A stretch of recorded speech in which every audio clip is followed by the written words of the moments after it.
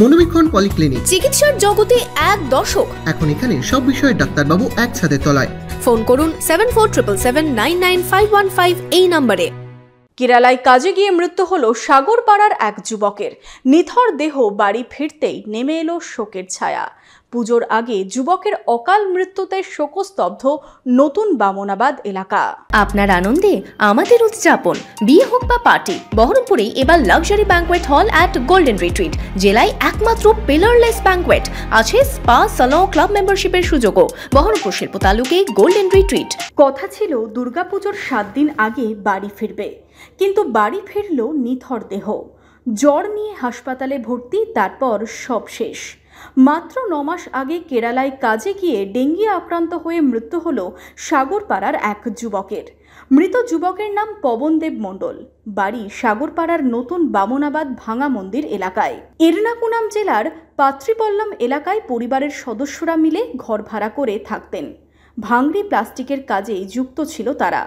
পরিবারের দাবি, গত শনিবার থেকে জ্বর ছিল ওই ব্যক্তির। অবস্থার অবনতি হওয়ায় সোমবার কালমাসরি মেডিকেল কলেজ হাসপাতালে ভর্তি করা হয় তাকে। গত বৃহস্পতিবার সকাল 8টার সময় সেখানেই চিকিৎসাধীন অবস্থায় মৃত্যু হয় তার। শনিবার দুপুরে দেহ বাড়িতে নিয়ে আসা হয়।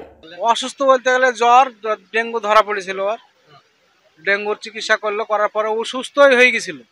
আর পরের দিন কি যে চিকিৎসা করলো, ওই যে হাত পা বাঁধার পরে তোমার মুখের ভিতরে একটা পাইপ ঢুকালো, ঢুকিয়ে কি চিকিৎসা করলো।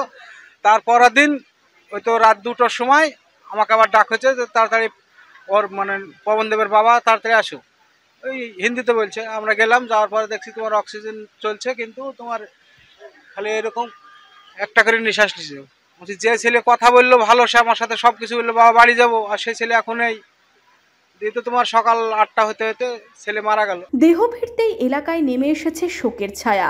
ছেলেটা বিদেশে মারা যাওয়ার কারণে যখন আমরা সংবাদ পেলাম, তাদের শোচনীয় অবস্থা এবং তার দাদা কাকারা যারা আছে তাদেরও শোচনীয় অবস্থা। পঞ্চায়েতের দ্বারস্থ এবং যে আমাদের বিডিও আছে, জলঙ্গি ব্লক আছে, তাদের দ্বারস্থ হয়ে এবং পার্টির মারফতে বা আমাদের মমতা দিদি যে সরকার আছেন, উনি যে নেতারা আছে, এমএলএ এমপি সাহেবরা, তারা যদি একটু সহযোগিতা করতো, তাতে আমরা গ্রামের মানুষ খুব খুশি হতাম।